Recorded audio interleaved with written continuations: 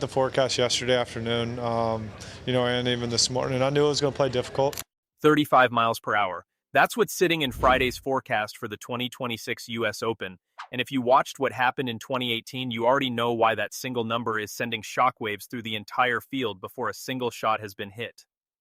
35 mph is the exact wind speed that turned Saturday of the 2018 US Open into the most embarrassing week in USGA history. Players went public with their fury. Phil Mickelson lost his mind on the 13th green in front of the entire world. The USGA, the organization that runs the sport's biggest championship, had to issue a formal apology just to stop players from walking off the course. Now it's 2026. Same course, same forecast, and the tension is already building. But here's what nobody's saying out loud yet. The USGA didn't actually fix the thing that broke in 2018, and this week, that is going to matter. Let's get into it.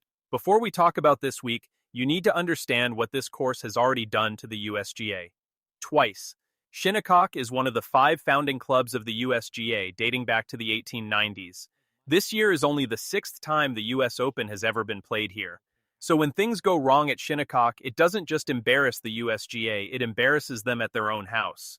The greens baked so fast that USGA officials had to stop play mid-round to water the 7th green while players were still on the course. Ernie Els called it unplayable on the record. More than half the field shot 80 or worse in the final round. The USGA apologized. They promised it would never happen again. Same course, same promises. Then Saturday happened. The wind dried everything out within hours. Zach Johnson went on live television and said they had lost the golf course. Around 45 players couldn't break par that afternoon. And then came the image that defined the whole disaster. Phil Mickelson jogging alongside a moving ball on the 13th green and putting it while it was still rolling. A 2-stroke penalty. Beamed around the world. A man so broken by the setup that he stopped caring about the rules.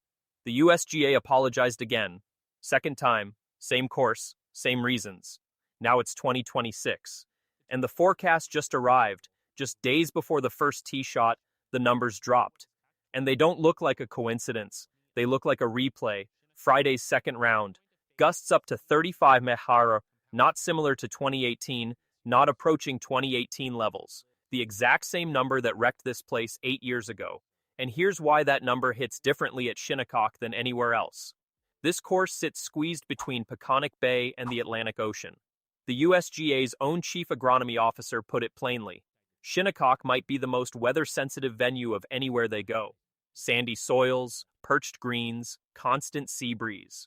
As the day heats up, the same green that starts at a manageable speed can climb nearly 3 points on the stimp meter with 0 changes to mowing or rolling. The wind does it all by itself. And once it starts, the USGA can't catch up. The longest par 3 on the course plays like a mid-iron in calm air. With 35 mph in your face, it demands a shot 60 yards longer into a green with a false front that swallows anything short. Multiply that across 18 holes for an entire field across an entire round. There is one potential difference from 2018. The wind follows overnight rain this week. Softer ground could slow things down. That's real. But here's the problem, and this is where it gets worse. Now let's talk about what's happening on the ground at Shinnecock right now, because the player reactions this week are telling a very specific story. Matt Fitzpatrick, the 2022 US Open champion, currently number 4 in the world after 3 wins this season, walked Shinnecock on Monday and said something that should stop you cold. He told reporters he was actually a little bit disappointed that the USGA was out there watering the course during his practice round. He said he wants it to get as dry and firm as possible, and then added, almost word for word, that with this wind, if it continues, it can dry out pretty quickly. Read that again. A former US Open champion is standing on this course days before the tournament starts, watching the USGA water the greens, and his complaint is that they're making it too easy. He wants the meltdown conditions. He's betting on the USGA losing control again and positioning his entire game around it. Xander Schauffele, 2-time major champion, was more measured but equally revealing. He said your acceptance meter has to go way up before the week even starts. Because Shinnecock doesn't just punish bad shots, it punishes good ones that catch the wrong gust at the wrong moment. When a player of his caliber is mentally preparing himself for unfair outcomes before competition even begins, That tells you everything about the mood inside the ropes. And then there's Scotty Scheffler, the world number one, the man who needs one win to complete the career Grand Slam, joining the most exclusive club in golf. He came out of his practice round saying he felt confident about his game. But analysts covering his 2026 season are pointing out that his putting has looked shakier than usual in windy conditions and his iron play has been inconsistent. The same Scheffler who's been virtually untouchable for 3 years is arriving at the one course that breaks equipment, patience, and reputations slightly off his peak. That is a significant detail when 35 mph gusts are in Friday's forecast. And then there's Jon Rahm, a player who shot 78-77 at this same course in 2018 and missed the cut by 7 shots. He's back. He finished runner-up at the PGA Championship just weeks ago and is in the best major form he's shown in years.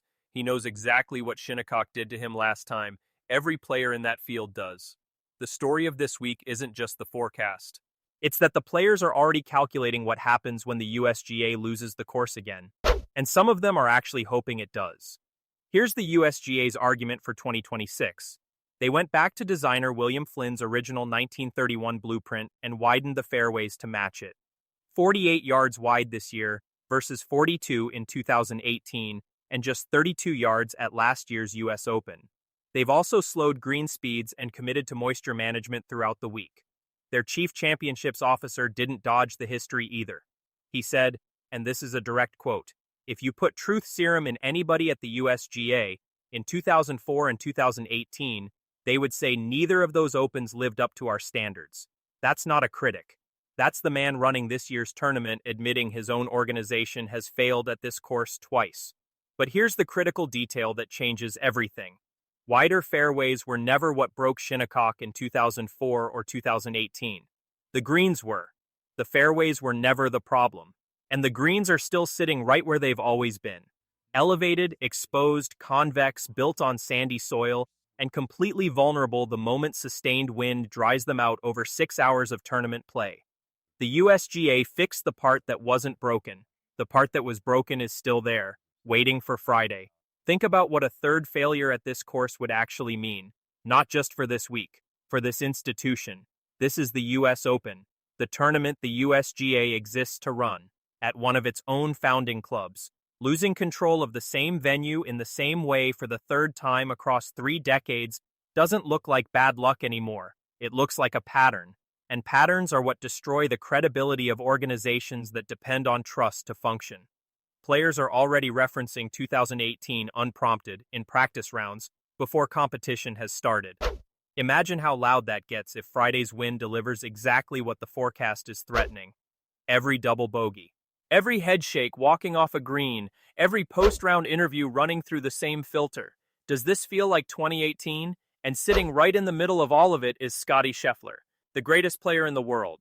One win from history, walking into the one course that has humiliated the USGA twice and shown no mercy to anyone. That's the stakes. That's what Friday decides. So here's where it lands. The rain could help.